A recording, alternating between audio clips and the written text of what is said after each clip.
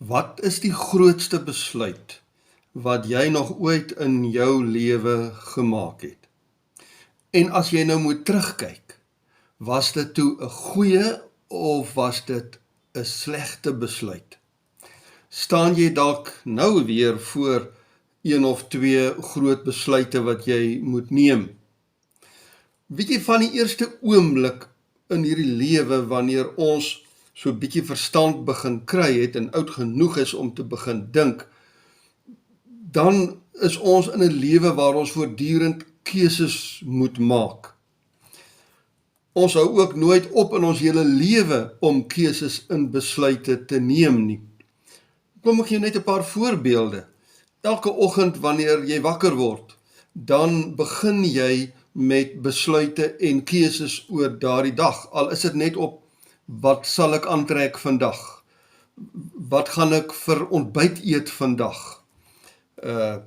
Soms raak hierdie keuses natuurlik 'n bietjie ingewikkelder en moeiliker en dan kan hierdie keuses, en jy weet dit op daai oomblik ook, jou hele lewe vorentoe beïnvloed. Byvoorbeeld, jy moet besluit, sal ek gaan vir daai groot hartoperasie? Gaan ek chemo neem? Gaan ek myself deur daardie proses sit? Moet ek dalk van werk verander? Moet ek met die huidige persoon wat in my lewe is al dalk vir 'n geruime tyd, moet ek tog maar trou met hierdie persoon? Moet ek sekere vriende of 'n vriend, moet ek by so iemand bly, iemand wat my dalk in die verlede al dikwels teleurgestel of verneder het, of dalk iemand is wat ek weet nie 'n goeie invloed in my lewe het nie, moet ek langer my lewe met so 'n vriend of so 'n persoon deel? Besluite, besluite, besluite.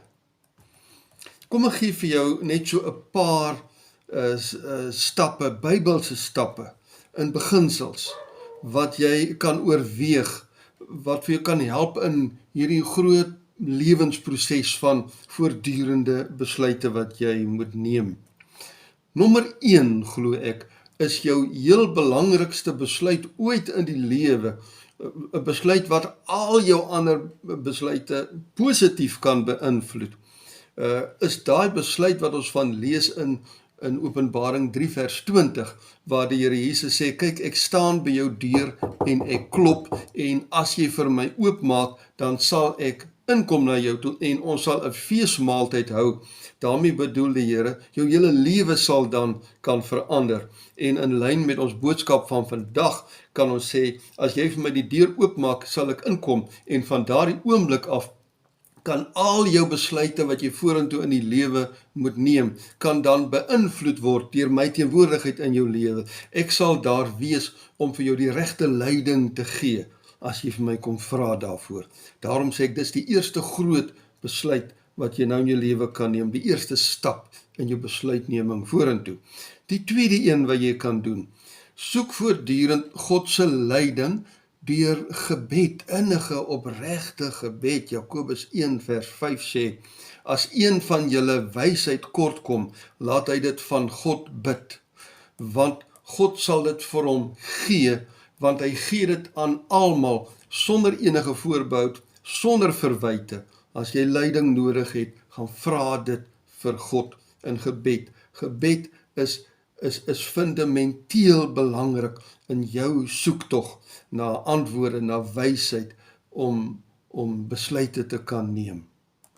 Nommer 3, sal ek jou aanmoedig om voortdurend die Bybel, die skrif, daagliks in jou lewe te bestudeer en dit ook daagliks toe te pas. Psalm 119 vers 105, daai bekende psalmvers sê mos, u woord is 'n lig vir my pad, dit is 'n lamp vir my voet.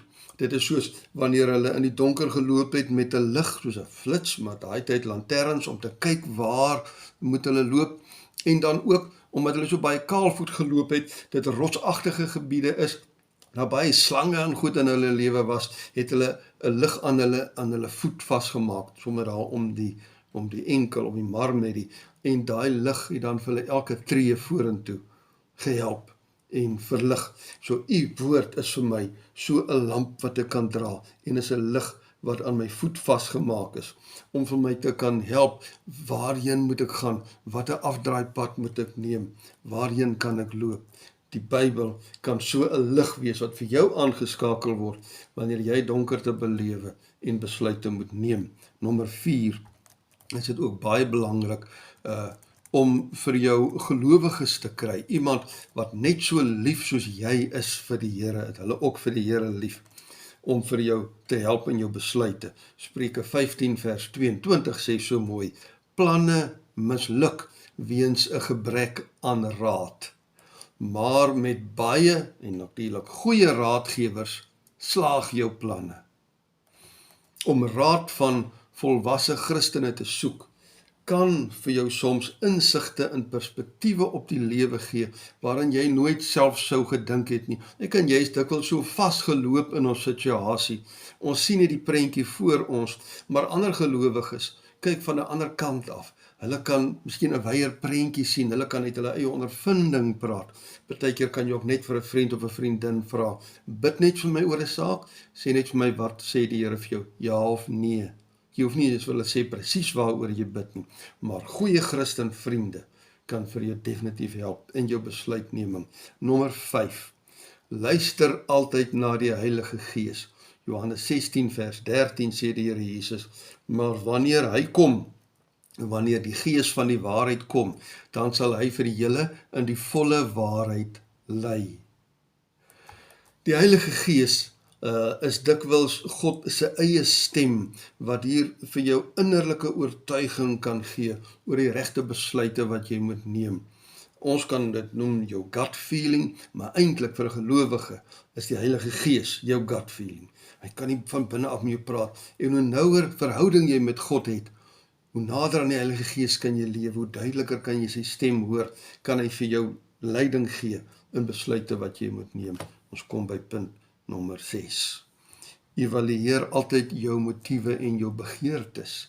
Psalm 37 vers 4 sê, verlustig jou in die Here, en hy sal vir jou gee die begeertes van jou hart. Verlustig jou in die Here, en dan kom die begeertes van jou hart in. Hoekom word hierdie twee aspekte saam genoem? Want wanneer jy in 'n goeie persoonlike verhouding met God lewe, dan sal jy ook jou begeertes in lyn kan bring met wat sy wil vir jou lewe is, want jy verlustig jou mos in die Here, jy verlustig jou in sy wil vir hom, jy verlustig jou in sy woord, dan word jou begeertes ook vir hom uitgegee, en dan sal God jou oorlaai met sy goedheid, want nou ken hy ook jou begeertes, want jy verlustig jou ook in hom. Nommer 7, die laaste punt wat ek vir jou wil gee. Streef na vrede, innerlike vrede hier binne, as dit kom by besluitneming. Kolossense 3 vers 15 sê, laat die vrede van Christus altyd in julle harte heers.